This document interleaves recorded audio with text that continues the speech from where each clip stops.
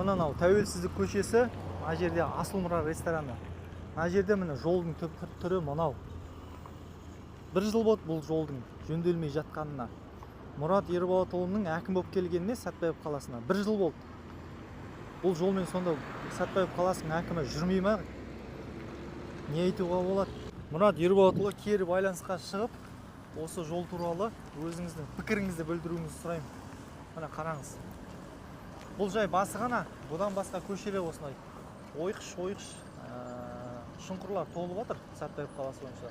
Сол шұңқырлардың бәрін қолға алып, көлік жүргізушілеріне ыңғайлы жағдай жасауыңызды сұраймын. Таза болмаса, онда осы Сәтбаев қаласының жолы жөнделгенше көлік жүргізушілерін салықтан босатыңыз енді. Басқа қандай ұсыныс айта аламын сізге?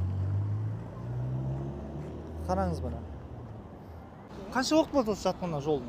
2 жыл. Қанша? 2 жыл. 2 жыл? Тура осындай жатқанына? Көктемде басталды. Да.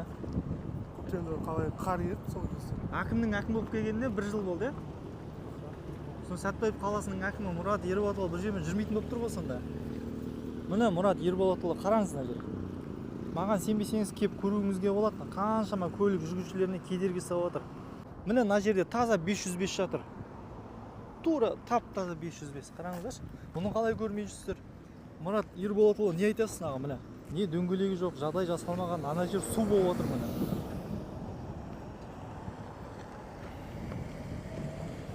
Үлкен көліктердің өзі зорға жүріп өтіп отыр міне.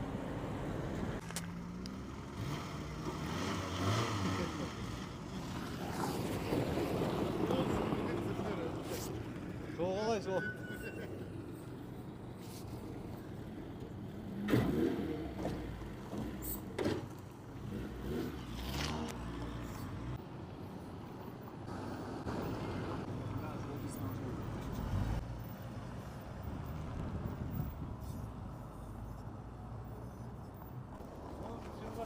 Аха, не айтасыз жол туралы?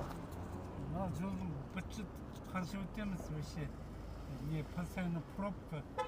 Жүруге ыңғайсыз ба? Жүруге вообще болмайды. Жолдың жатқанына 1 жыл болды уже осылай? 1 жылдан асып кетті уже. 1 жыл асып кетті. Рахмет аха. Мұрат Ерболатұлы, сізге өтініш, мынау жолды дұрыстатып ретке келтіруіңізді сұраймын, мына қараңыздар. Мынау тура Мұрагер ресторанының алдындағы жол ғой. Өздеріңізге таныс біліс жер. Сосын мына жерде осы көктемде, күзде су үйіліп қалады. Сонда бір ретке келтірсеңіз. Колодец қаздырып, судың бәрін суағар жасату керек. Су ағатындай қылып. Мына жерге.